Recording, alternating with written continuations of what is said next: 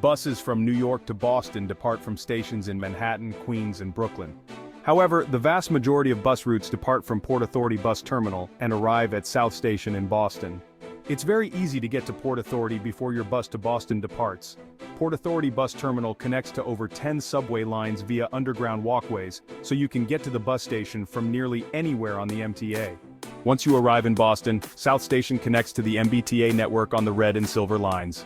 NYC and Boston are roughly 200 miles apart. And while some buses can make the trip in under 4 hours, the bus from New York City to Boston usually takes about 4.5 hours. Late morning or early afternoon trips departing between 9:30 a.m. and 2 p.m. are more likely to avoid rush hours in both cities, and the journey can take as little as 3 hours and 48 minutes.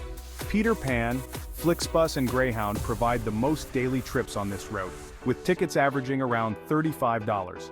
While it was possible to find New York to Boston tickets for just $1 or $5 before the COVID-19 pandemic, now the cheapest tickets are usually around $20.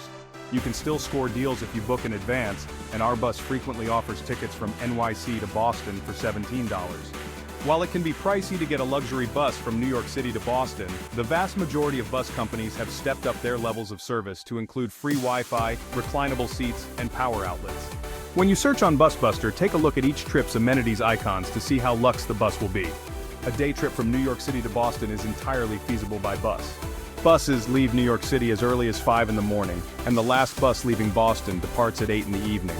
Catching an early bus from New York gives you plenty of time to catch a baseball game in Boston, or even make a connection to get to Cape Cod.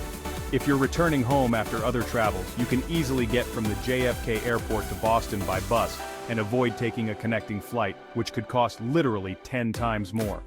From JFK, hop on the subway or tram to 42nd Street Port Authority Bus Terminal, where you can board your bus to Boston. BusBuster, get there cheaper!